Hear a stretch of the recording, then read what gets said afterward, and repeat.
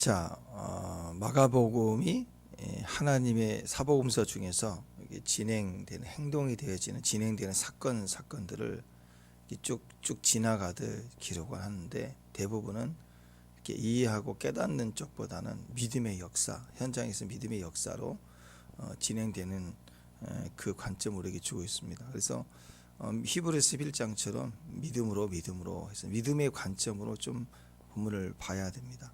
어떤 기적의 사건 또 주님의 역사하신 사건을 볼 때도 야, 이렇게 능력이 대단하다 이렇게 단순히 보지 말고 또 이 사건 속에 있는 그 신기한 기적의 능력의 의미들을 이렇게 찾고 하는 것도 도움이 될 수도 있습니다. 중요한 것은 다 그냥 믿음이다. 믿음의 해석이다. 믿음의 역사다. 믿음을 주고 있다. 이 사건을 통해서 우리에게 믿음을 주고 있다. 이 사건을 통해서 그 당사자의 고통을 제거해주고 구원해 주셨다. 플러스 근본적인 건 그 당사자에게도 믿음을 주고 있다. 항상 믿음의 관점에서 볼 수 있어야 됩니다. 할 수 있거든이 무슨 말이냐? 믿는 자에게는 능치 못함이 없다. 요거 주고 있는 거예요. 요거 믿음. 그랬더니 믿나이다. 나의 믿음 없는 것을 도와주세요. 나를 불쌍히 여겨주세요. 그랬더니 믿음이 생겼잖아요. 주께서 이미 우리에게 주신 능력, 우리 안에 있는 축복 이미 주신 거예요. 믿음이라는 것은 약속도 없이 믿어라 그런 거 없어요. 그것은 약속 없이 믿는 건 상상이에요. 긍정의 힘이에요. 약속 없이 좋을 거야 막연히 생각하는 긍정의 힘. 그러니까 어느 정도 조금 심리적인 유언을 줄 수도 있겠죠. 각오를 좀 줄 수도 있죠. 각오나 결단이나 이것은 스스로에게는 강력할지 모르지만 그건 근거가 없는 거예요. 근거가 내가 대통령 될 거야. 모든 후보가 다 그런 마음을 가지죠. 근데 그건 결단이고 그건 뭐 각오는 대단할지 모르지만 그것은 약속이 아닙니다. 믿음이 아니에요. 그건 신념, 자기 자신에 두고 하는 거죠.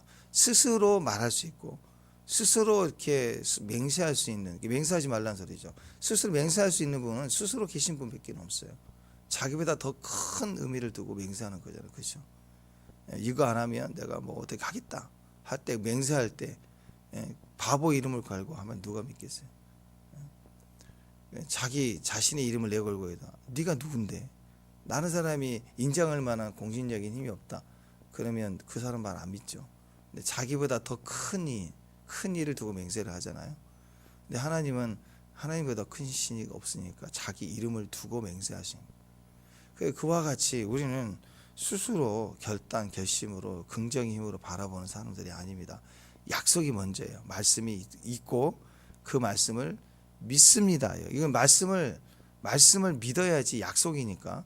약속을 이렇게 이해하려고 하면 그 어떻게 이해를 해? 약속을 내년에 우리 결혼하자. 그래 하자. 약속했단 말이야. 그걸 믿어야지. 내년에 우리가 결혼하자. 그래. 근데 그걸 갖다가 이해하려고 해보세요. 어떻게 이해가 돼요? 이해가 안 되는 거예요. 인간의 논리는. 그래서 약속은 사랑으로 믿는 거예요. 약속은 믿어야 되는데 이성으로는 안 믿어지니까 그 공간을 어떻게 해야 돼요? 사랑으로 채우는 거예요. 사랑해서 약속을 하는 것은 채워지고 이성적으로 이해되는 것보다 훨씬 더 강력한 효력을 가지는 거예요. 사랑의 약속. 그래서 그 믿음이 생기니까 이미 하나님이 주신 능력, 우리 안에 있는 그런 축복이 현실화돼요. 현실. 주님이 이미 거기 계셨지만 주님이 이 땅에 오셨어도 축복이 되지 못했어요. 구약의 말씀이 현실화되지 않았다고. 근데 그들을 믿는 제자들을 통해서 또 갈릴리 주변으로 3년 사역하는 동안에 계속 퍼져나가는 소문과 그들의 가르침, 예수님의 가르침으로 말미암아 하나님 나라가 이 땅에 실체화되기 시작했어요. 단순히 그분이 오시기 때문에 된 게 아니라 그를 영접하고 믿었기 때문에. 오늘 그래서 어린아이처럼 영접할 때, 하나님을 만났을 때 영접한 자에게는 실체가 돼요. 하나님 나라의 실체. 그런데 영접하지 않고 이용해 먹으려고 그래. 야, 이 능력을 가지고 내가 1등 해 먹이, 내가 장관 해 먹어야 되겠다. 그러니까 엄밀히 얘기하면 예수님을 왕 삼으려고 하는 것도 주님이 위대하신 왕이시기 때문에 왕을 삼으려고 하는 게 아니죠. 오늘 제자들의 마음 보니까 어떤 마음이 보여요? 주님은, 그러니까 주님으로 왕, 알았죠? 왕 됐습니다. 왕 그 다음에 우리는 90%는 내가 다 해먹겠다는 거죠. 그 10%는 게 있는 거예요. 주님은 왕, 주님은 주일날 말씀 다 찬양, 주일날 월요일부터는 넘어오시면 안 됩니다. 월요일날은 내 뜻, 내 마음대로, 내 하고 싶은 거, 내 즐거움. 주일은 인정해 드리면 되지 않습니까? 월요일날, 주일날만 인정합니다. 찬양 그때. 근데 여기 넘어오면 안 돼요. 여기 내 거예요.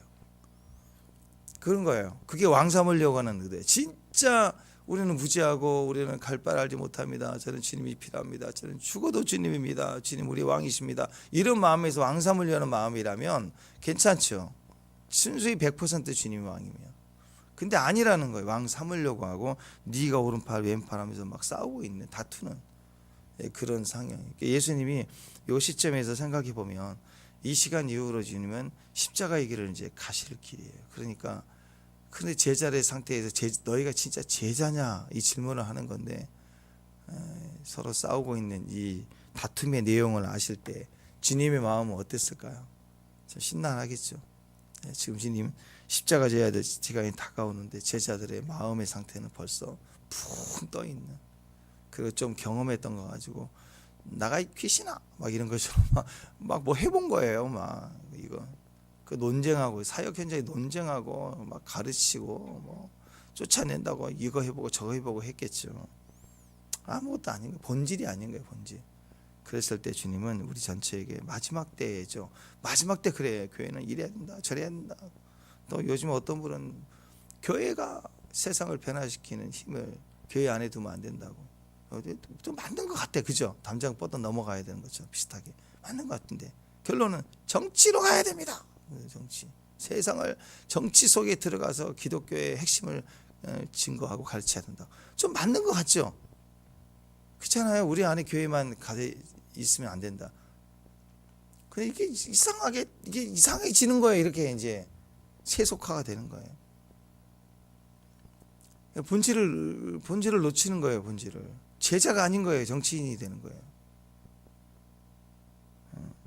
너무 비참해지는 거죠. 주님이 우리에게 주시는 그 흐름은 그런 싸움의 방향이 아닌 거예요. 믿음의 싸움을 해야 되는데 이상한 싸움을 하기 시작하는 거예요. 정의의 싸움.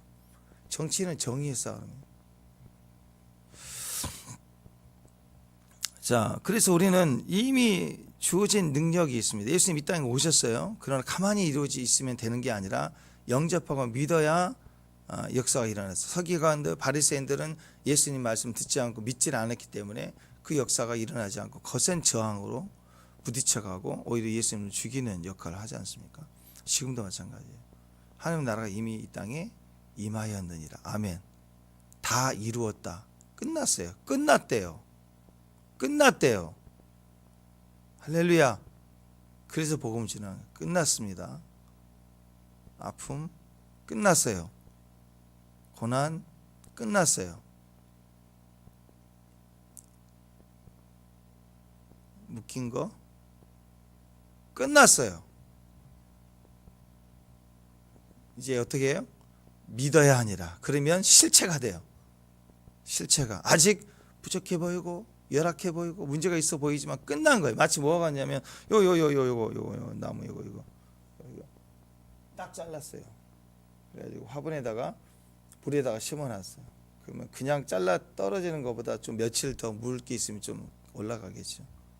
그러나 끝난 거예요. 나무는 가지에서 떨어지는 순간 꽃을 꽃꽂이 한다고 이쁘게 꽂아놨지만 그거 며칠 날가요. 며칠 한 2, 3일. 요즘 날씨 더워지면 이제 그거 2, 3일도 못 가요. 겨울에 한 일주일 가지만 온풍이 들고 뭐하니까 바싹 말라가지고 그게 끝난 거예요. 뿌리에서 잘리는 순간 끝났다고. 주님이 이루셨다. 끝난 거예요. 마귀 역사 끝난 거예요. 끝났습니다. 그걸 믿어야 돼요. 그래서 믿음의 역사라는 것입니다. 믿음이 없으면 우리는 현실을 보고 논쟁하고 말이 일단 많아요. 자꾸 믿음이 없으니까. 믿음. 그래서 마가복음의 관점은 이게 뭐 귀신의 역사다, 뭐 쓴뿌리의 역사다, 마음의 눌림이다, 뭐 심리적이다, 또는 국가적 배경이 그렇잖아요. 로마의 지배 아래 있다. 다 별게 다 있죠. 종교화가 됐다, 다. 뭐 남자 여자의 차별이 많다, 뭐 별게 다 있겠죠. 근데 딱 핵심은 뭐예요? 믿음 없는 거예요. 믿음 없다라는 거예요. 뭐 눈이 멀었다, 안진병이다, 나을 때부터 소경이다. 다 이게 문제인데 문제의 핵심은 믿음이 없다. 근데 주님 모셔서 영접한 자들은 믿음이 있으니까 눈을 뜨게 되고 귀신 쫓겨나가고 다 된다. 할 수 있는 행동 다 해봐도 안 됐더니 예수님을 영접했더니 됐다. 그 단순한 메시지를 주고 있습니다. 주님이 이 땅에 다 해결해 주심을 믿는 거예요. 그래서 믿음으로 도전하는 거, 한 번도 안 해봤던 걸 도전해 보는 거예요. 도전해 보는 거예요.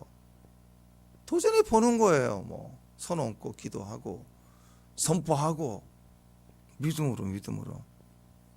그래서 여러분 굉장히 중요합니다. 믿어야 현실이 됩니다.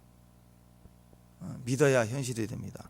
믿음이 없으면 이미 다 있는 걸 갖다 쓰지 못하는 어리석음이 돼요. 이미 있는 걸 갖다 쓰지 못해요. 지금 배고파요. 배고프면 밥을 먹어야 되잖아요. 그죠? 근데 밥이 없어. 밥이. 근데 돈은 있어. 카드는 있어. 근데 밥이 없대. 그 배고프대. 그럼 바보 아니에요? 이거 가지고 밥 있으면 밥을, 쌀 있으면 쌀을 해 먹으면 되지만 먹을 게 없으면 이 카드 들고 돈 들고 어디 가야 돼요? 시장 가서 음식점 가서 이걸 현실화 시키면 되죠. 음식을 사 먹으면 되는 거예요. 근데 없대. 눈에 없대. 이걸 어떻게 먹니? 카드를, 플라스틱을. 이런 것만 있으면 좀 어리석은 거 아니에요? 이미 있다. 이미 엄마가 주고 갔어. 이거를 사 먹어라. 주고 갔으면 그거 가지고 사 먹으면 되는데 먹을 걸 안 줬다고. 그건 좀 바보 아니에요? 이미 있는데 다 이뤘다고 하시는데 갖다 쓰지를 못하는 어리석음이 되는 거예요. 현실화가 돼야 되는데 어떻게? 믿어야 현실화가 된다. 믿음이 없으면 현실 앞에서 늘 바보예요. 제가 그걸 깨달은 거예요. 믿음이 없으면 맨날 빠진 구덩이 계속 빠지는 거예요. 맨날 그 우울함에 빠져 있고 그 자리에 가 있고 뭐 어떤 일을 해도 좀 느낌이 오면 맨날 그 자리에 가 있는 거예요. 내가 내 주소 번지가 거기인 거예요. 거기 헤매고 있는 거예요. 현실 앞에서 늘 바보 되는 모습. 누가 날 이해해 주지도 않아요. 누가 날 알아주지도 않아요. 하나님 나를 알아주신다고 기도한다고 하지만 내 모습이 늘 믿음 없는 모습으로 주님 앞에 가면 주님도 나를 알아주시지 않는 게 아니라 알아주시지 않는 게 아닌데 알아주시지 않는 것처럼 늘 내 혼자를 외톨이기도. 주님 앞에 가서는 현실 얘기할 게 아니라고. 주님 앞에 가서는 상황 설명할 게 아니라고. 주님 앞에 가서는 과거 얘기할 게 아니라고. 주님 앞에 가서는 믿음을 말해야 되는 거예요. 믿음 없으면 다 해주셨다고요, 주님이. 그러니까 믿어야 현실화가 되는데 믿지 않으면 계속 거기서 헤어나지 못하는 거예요. 시간만 가지. 우리는 그 싸움에서 벗어나야 됩니다. 우리는 믿음만큼 사용되는 거예요. 믿음만큼. 불신하면 마귀가 우리를 장난치기 시작하는 거예요. 믿음의 반대가 의심이잖아요. 그죠? 의심하면 있는데도 불구하고 사용하지 못하는 어리석음이 되는 거예요.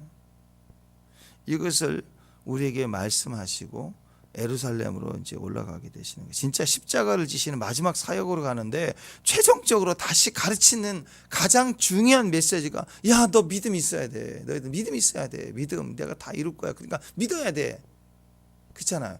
지금부터 가르쳐서 훈련되고 우리 능력이 채워지고 무술을 연마하고 뭐 힘을 장수가 된 다음에 인생 성공이라면 마지막 때 스승이 늙어갈수록 뭘 가르쳐야 돼? 더 열심히 훈련해야 돼. 막 그럴 거 아니에요. 그죠?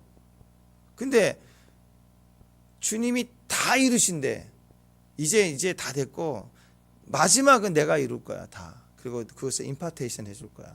보이사를 보낼 거야. 그런 마음이라면 뭘 가르치겠어요? 이제 최소한 준비는 다 했으니까 지금부터는 어떤 상황이 와도 내가 다 이루어진 다음에 그걸 줄 테니까 지금부터 그걸 믿어야 돼. 그래서 믿음을 계속 강조하시는 거예요. 마지막 주님의 메시지는 믿음을 확인하고 너희가 진짜 제자이냐? 그래 나 다 줄게. 믿어야 된다. 그걸 다시 확인하는 거 아니에요. 그래서 믿음의 역사가 너무너무 중요한 거예요. 믿어야 됩니다. 믿어야 돼요. 현실 앞에서 무너질 때는요. 문제가 큰 게 아니에요. 믿음이 없어서 현실 앞에 늘 바보 되는 거예요. 굳이 누구 때문이다, 물려받은 게 없다, 대통령이 왜 대통령 갖고 그런지 모르겠지만 하여튼 대통령이 그래서 그렇다. 현실 앞에서 자꾸 현실 말하지 마세요. 우리 늘 말씀드리죠. 머리가 아프다, 아프다 현실을 말하는 거. 머리 더 아파요. 병원에 가든지 약을 먹든지 그래야지. 현실이 맨날 현실을 또 얘기하고 현실이 그렇다고, 상황이 그렇다고. 그 머리도 아픈데 더 복잡해져요. 주변까지 아파요. 그러면 우리는 현실을 말하는 사람이 아니라 지식을 말하는 사람이 아니라 또 긍정의 힘, 체면, 뭐 안 아프다 공부 하나도 안 하고 난 합격한다.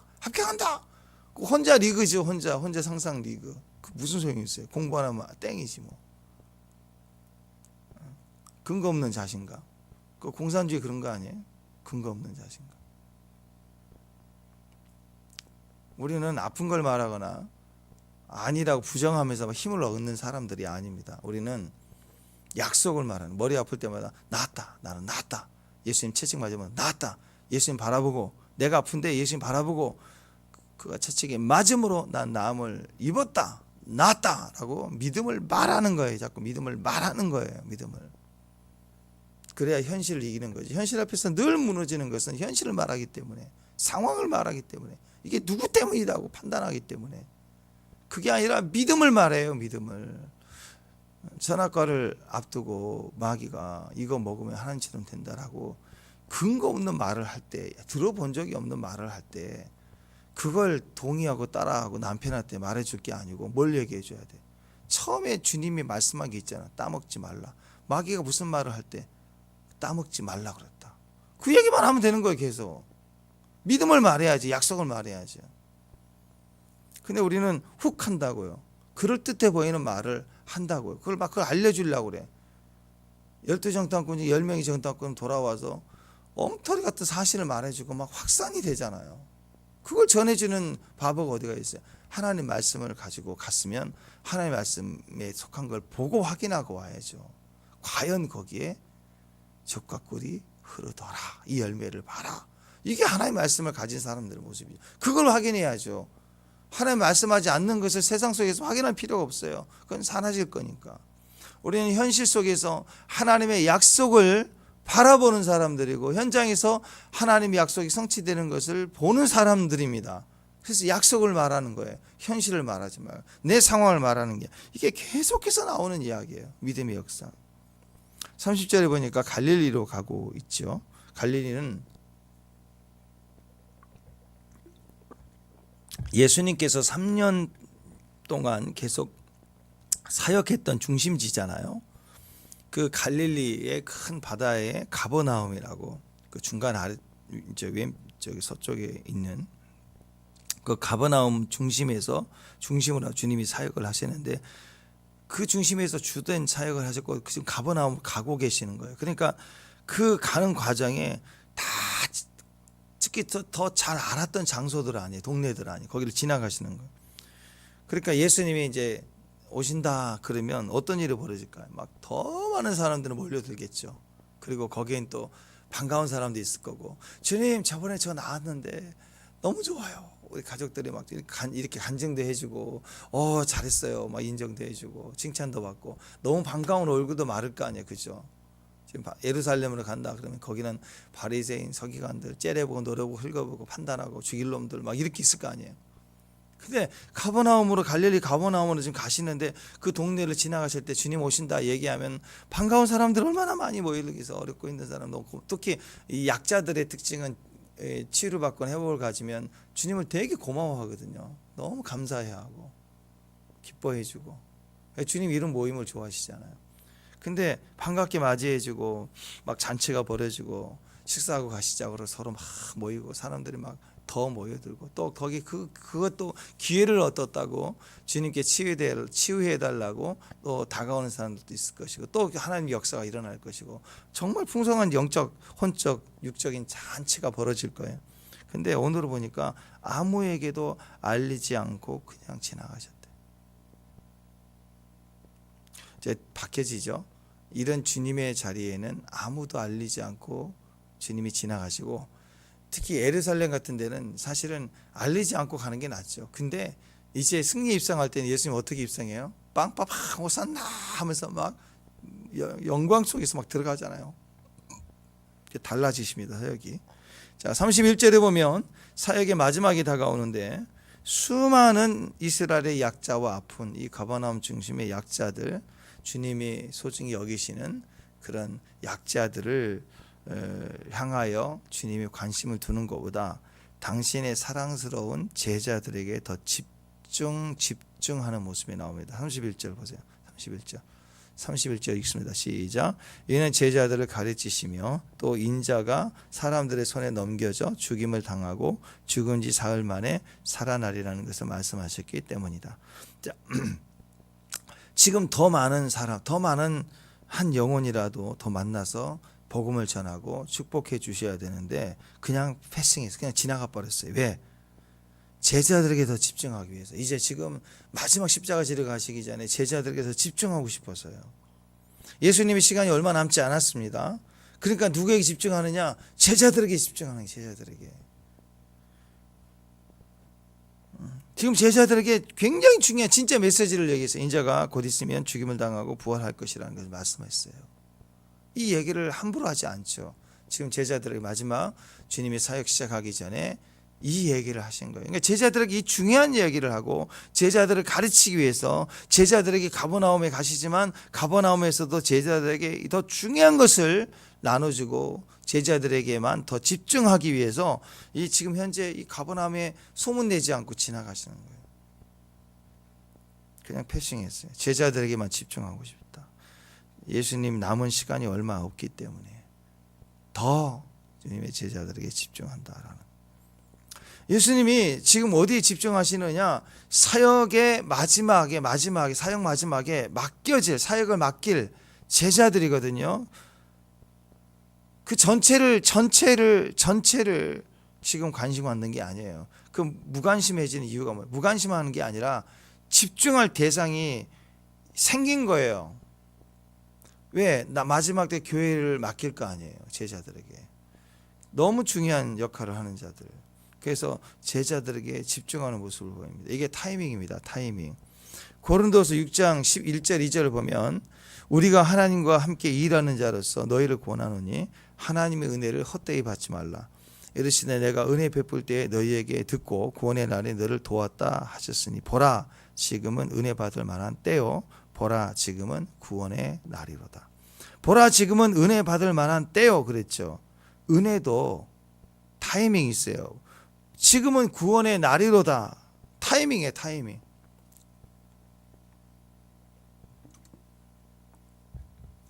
구약에서는 절기에 맞춰서 그때의 예배를 드려야 돼. 놓치면 안 되는 거예요. 하나님의 그 당시 하나님에게 유일한 선지자이자 대변자가 모세였지만 모세에게 드디어 80세에 나타나셔서 내 백성을 가게 하라. 그래서 이스라엘로 광야로 지나서 애굽을 향해 막 보내시는 과정에서도 난지 8일째 됐는데 아예 할례를 안 하시니까 모세를 죽이려고 하잖아요. 그것도 때 놓치면 죽이는 거예요. 죽음을 각오해야 될 만큼 하나님 때를 놓치면 큰일 나는 거예요. 그래서 때는 다음에 하지. 그건 내 생각이고 하나님 때에 정확하게 지켜서 우리가 예배하고 절기하고 하나님 때에 맞춰 순종해야 됩니다. 그런데 신약에 와서는 그 때라는 게 혈통, 절기로 가지 않지요. 그래서 언제가 지금이에요. 지금 하나님 말씀을 들을 그때 은혜를 받고 은혜 받을 때가 지금, 구원을 받을 때가 지금, 임재 안에 있을 때가 지금, 응답을 받을 때가 지금. 구원은 타이밍, 은혜는 타이밍입니다. 승리는 타이밍이에요. 말씀할 때 그때 지켜야 되는 거예요. 그때 놓치면 안 되는 거예요. 마가복음 14장에 가면은요, 향유를 부어 주님의 장례를 예배했던 마리아가 나오죠. 그때 가룟 유다, 마가복음에서는 어떤 사람들이 그랬고 많은 무리가 그랬어요. 가룟 유다만이 아니라 많은 무리들이. 요한복음에서는 가룟 유다가 말했다 이렇게 나옵니다. 그러니까 제자들 여러 명이 있었는데 그 중에서 유다가 주도해가지고 제자들끼리 얘기가 된 게 그 여인에게 야 300데나리에 팔아가지고 그거 가난한 자에게 나눠줄 수도 있는데 왜 그걸 허비했느냐 하고 막 화를 내고 비난했어요. 유다만이 아니에요. 제자들도 그런 생각을 가지고 있었단 말이에요. 왜 그 얘기를 하면 그치 그거 그러면 더 좋은 일이지 왜 그걸 그래? 그런 여론을 만들어내는 거죠. 유다만이 아니라 그런 수군덕거리는 소리는 금방 영향을 가죠. 왜냐하면 가성비 현실적으로 따지면 그게 맞지 그렇게 생각된다고. 어떤 일을 진행하다 보면 자꾸 그 가성비 따지는 사람들이 많거든요. 그것은 사업할 때나 그러는 거고 주님 안에서는 가성비 따지는 게 아니에요. 낭비하는 게 절대 아닌 거예요. 자, 그럴 때 여기 보니까 사역의 지혜로움이나 상황을 본다면 자 보세요. 사역을 언제 해야 되느냐? 그때 해야 돼요. 그때. 예수님 다 나중에 죽어서 주님의 장례를 예비하는 건 누구도 할 수 있는 거예요. 근데 지금 마리아만 유일하게 예수님 바로 그 직전에 인자가 죽고 부활한다는 말씀을 드디어 하시기 시작하자 장례를 예비하는 거예요. 유일한 예언적인 여자이죠.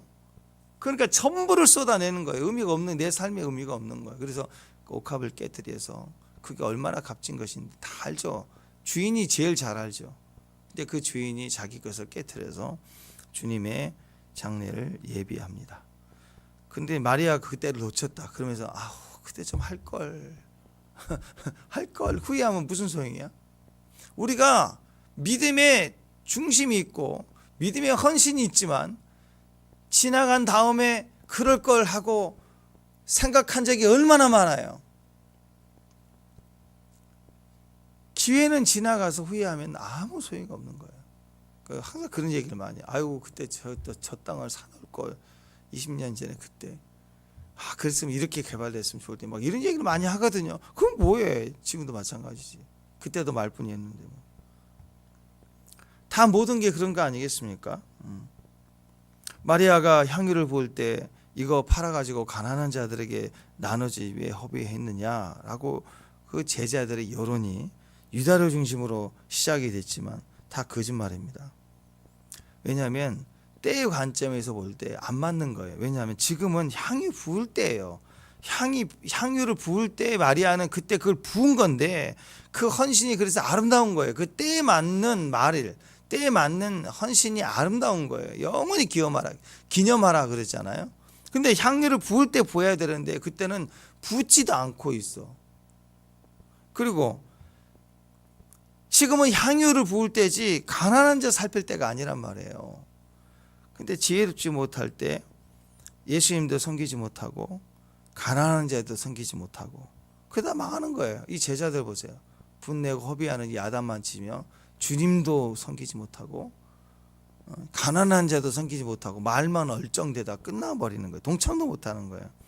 그러니까 지금 눈앞에 있는 주님의 말씀도 안 들려오고 눈앞에 있는 주님도 안 보이니까 아무리 그렇게 생각을 했다 할지라도 주님이 앞에 계시고 주님께 지금 드리고 있는데 그 앞에다가 마리아에게 뭐 나무라 그러면 그 얼마나 그 불손해. 그렇죠. 예의도 없고 그렇죠. 그렇잖아요.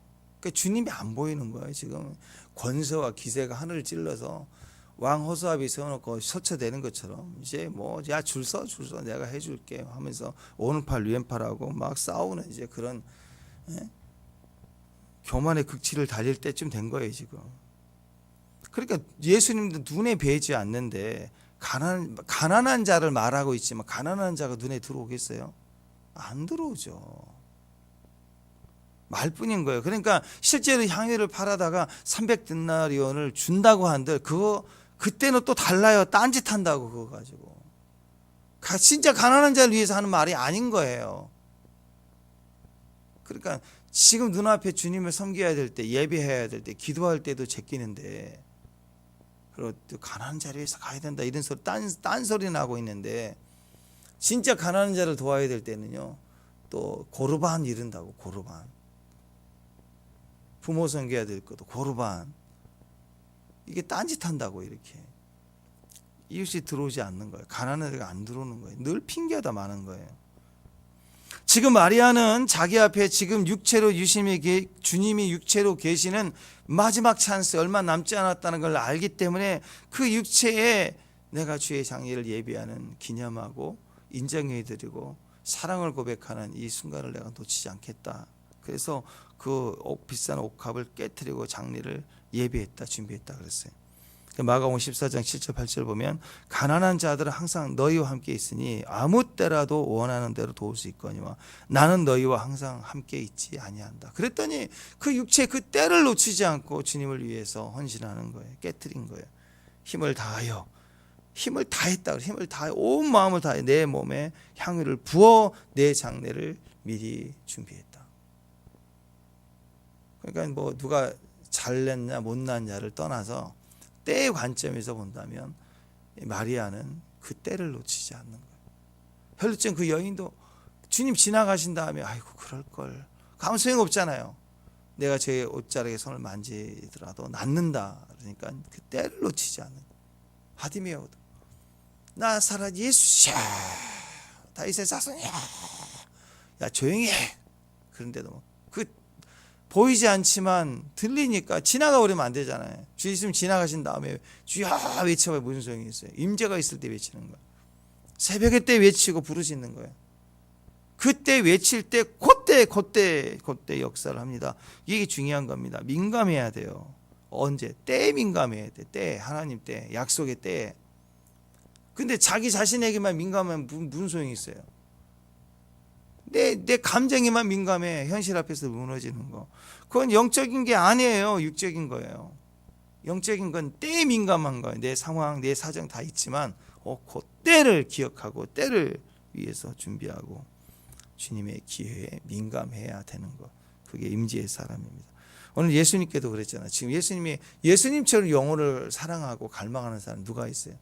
제자들이 그 팔아다가 300데나리온에 팔아다가 가난한 자를 나눠주는 게 낫다고 얘기할 때 그들이 가난한 자를 더 원하겠어요?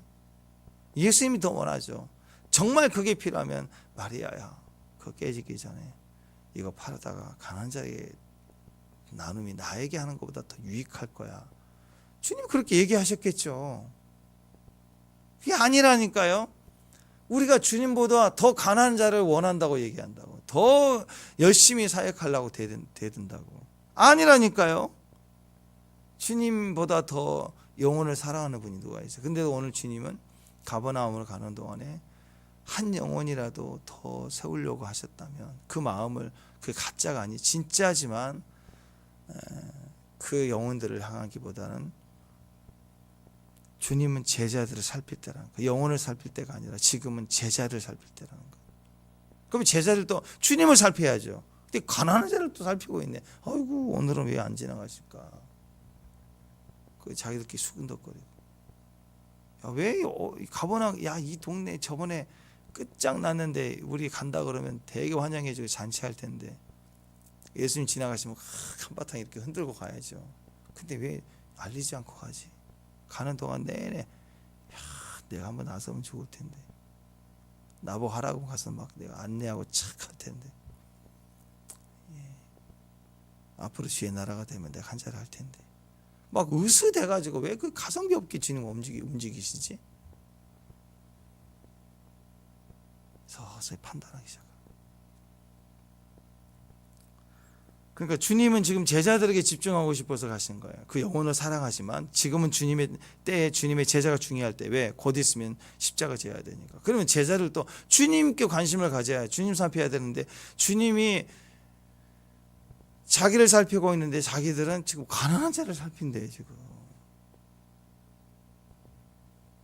그런 거예요. 지금 우리가 함께 예배하자 그래가지고 막 모여서 막 악기 연습해서 막 예배 찬양을 딱 하고 있는데 안 나타나. 왜 예배 중에 안 나와? 밑에 내려가 봤더니 창고에서 막 또 드라이버를 뭐 받고 있어. 지금 예배 중인데 이거 해야 될 것 같다. 그러면 제 속이 터지죠. 안 그래요? 교회 주변을 청소해야 된다고 쓰레기 줍고 있어. 밖에서 예배 중인데 막 속 터져 정말. 주방에 가서 이거 다 예배 끝나고 큐티하고 갈 때 이거 다른 분들 또 오면 안 되니까 내가 먼저 봉사해서 청소하기 위해서 주방 청소하고 있어요. 그쵸? 희생한 것처럼 본인은 엄청 희생한 거예요. 주방에서 청소하고 있으니까, 마무리하고 있으니까. 주님의 마음은 그게 아니잖아요. 속 터지는 거예요. 지금 그때 그걸 하고 있어요. 고3인데 공부해서 자기 진로 정해서 열심히 하고 남들 집중할 그때 지나면 안 되잖아요. 공부해야 될 때인데 어디가 있냐. 그래서 어머니 학원비 대시기 힘드실 것 같아. 알바해야겠다고 저녁마다. 속 터지죠 진짜. 이게 엉뚱한 거예요. 그런 상황인 거예요. 가난한 자를 위해서 팔아서 가난한 자를 살펴야 되는데 그 얘기 하는 거예요. 진짜 답답하죠. 주님은 제자들 살피고 있는데 제자들은 지금 딴짓하고 있는 거예요. 그러니까 뭐 해야 돼요? 우리가 기도해야 됩니다. 기도해야 성령께서 우리에게 지혜와 계시형을 부어주실 때 때를 아는 지혜를 주세요. 역대상 12장 32절을 보면 이사갈 자손 중에서 시세를 알고, 그래서 시세를 알고 때를 알고 흐름을 알고 민감하는 거, 기회에 민감하는 거, 그게 영적 지혜입니다. 우리 때에 하나님 말씀 주시고 주님께서 당장 해야 될 일들, 상황들, 이걸 우리에게 분별케 해주시는 거예요. 시세를 안다는 것은 주님을 알지 않고서는 안 되는 거예요. 그런데 시세를 알아야 된다고 하는 사람들, 요즘 외치는 사람들은 지금 공산화된 때에 지금 난리치고 있는 거 보면 너무 미치겠어요. 정말 정치할 때가 아니거든요. 시세를 모르고 있으니까 국민이 그렇대. 일어나야 된대. 정치해야 된대. 그리고 자기들 정해놓은 후보를 기도로 또 지금 기도하고 밀고 있어요. 지금 또. 근데 뭐가 빠졌어요? 시세를 알기 위해서는 지혜와 계시형, 주님이 충만해야 주님으로 때를 보는 건데, 지금 이 제자들의 모습과 똑같아요. 주님이 계시는데, 주님이 지금 우리에게 중요한 집중을 하시는데, 우리는 민족을 살린다, 정치를 살린다 한다고 지금 딴짓하고 있는 거예요. 주님 상관없고. 이걸 왜 허비하느냐.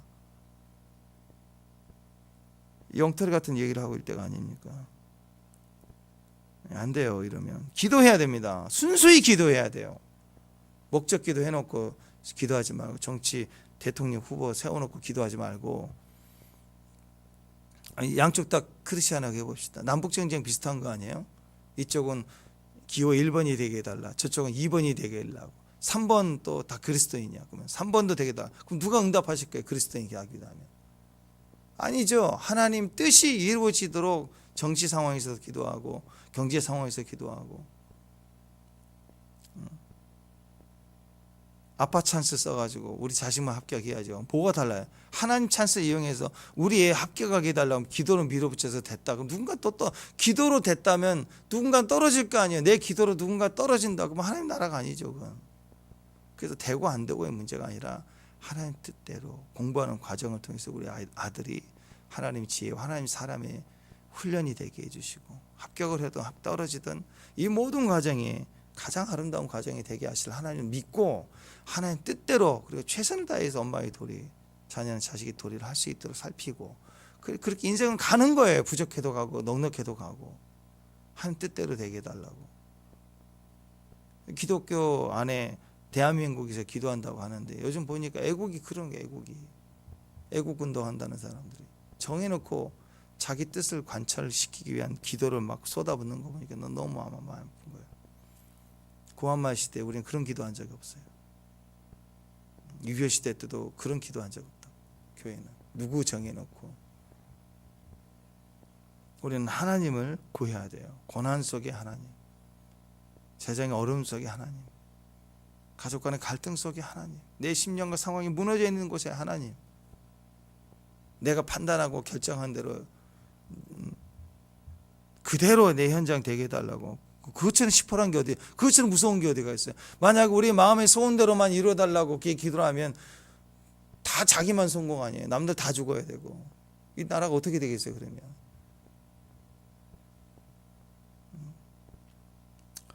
우리는 지혜를 가져야 됩니다. 지혜는 하나님을 경험해야 주님의 마음으로 그 상황을 해석할 수 있어야 돼. 믿음으로 바라볼 수 있어야 그게 기도입니다. 그래서 기도의 사람들은 지혜를 갖기 때문에 기도의 사람들은 당장 할 것들을 알아요. 당장 순종하는 게 보이는 거예요. 미루지 않습니다. 지혜를 가지면 시세를 할 때, 때를 할 때 옥합을 당장 깨뜨려요. 그리고 칭찬받는 거죠. 영이 민감하고 맑고 강할 때는요, 무엇이든지 직각합니다. 참 신기하죠. 근데 영이 어느 날 갑자기 둔해져요. 영이 게을러지면요, 제일 먼저 나타나는 현상이 뭔가 미루기 시작해요. 큐티도 미루고, 기도도 미루고, 그 다음에 제끼고, 다음에 미룬다고 자꾸 내일 한꺼번에. 영이 둔해졌다는 거예요. 영이 민감하지 않고 강하지 않고 게을러졌다는 뜻인 거예요. 현실 앞에 믿음이 무너지고 있다는 뜻인 거예요. 자꾸 핑계하고 미루고 나중으로 제끼는 거, 그거 습관됩니다. 이건 영적으로 보면 게으름의 영성이에요. 게으름의 영. 게으르면요, 귀신도 안 써요. 귀신이 써먹는 사람도 막 새벽에 돌아다니고 설치고 다니는 사람 좋아하고, 그죠? 귀신이 막 화내고 분노하게 해야 되는데 너무너무 게을러. 귀신이 충동을 하는데 화내는데도 게을러. 그러면 쓰겠어요, 귀신이? 게으르면 귀신도 안 써요. 게으르면 하나님께서 우리에게 주셨던 기회를 다 놓치게 되는 어리석은 겁니다. 하나님 주셨는데 그걸 현실화해야 되는데, 게으르면 현실화가 안 돼요. 믿어야 현실화가 돼요. 믿음에 대해서 게으르면 안 돼요. 말씀에 대해서 게으르면 안 됩니다. 하나님 앞에서 우리도 우리의 때가 있습니다. 그 때를 잘 붙들고 지나가야 돼요. 올해는 문이 열렸다 그랬잖아요. 그러니까 지금 믿어야 될 때예요. 믿어서 현실화시켜서 도전해서 나갈 때예요. 신명기 28장 12절, 내 땅에 때를 따라 비를 내리시고 네 손으로 하는 모든 일에 복을 주시리니. 그럼 행하라는 거죠. 마태복음 24장 45절, 때를 따라 양식을 나눠줄 자가 누구냐? 제자는 그거예요. 때를 따라 나눠줘야 돼. 다 끝나고 나눠주는 사람이 아니라.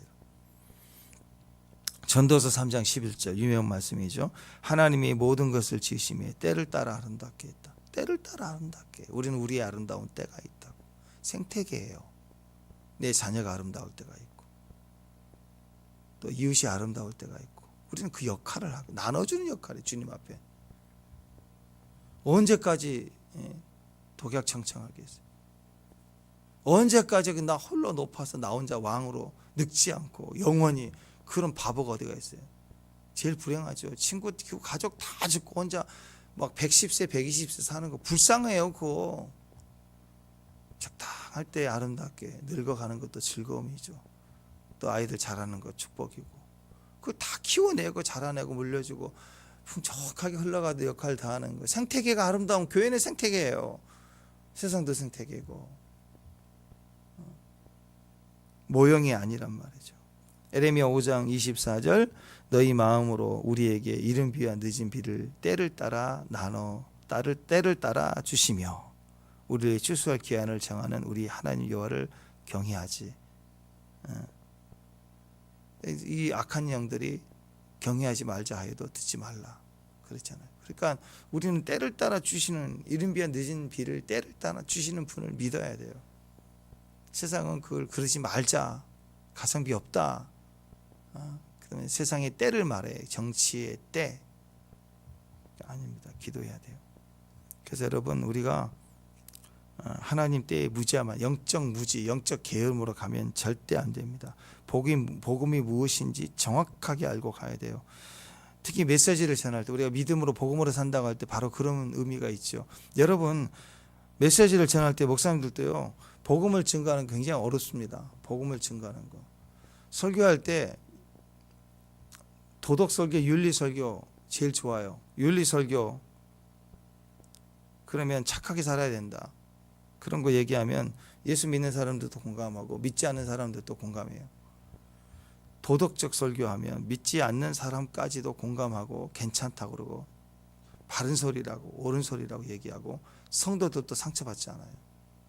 도덕 설교하고 윤리 설교하면 너무나 보편적인 얘기고, 그것을 성경 말씀이라는 권위 속에서, 그리고 그것을 해야 된다는 사명을 얘기할 때 누구나 공감할 수 있는 이야기고, 그리고 거기에는 걸림이 하나도 없어요.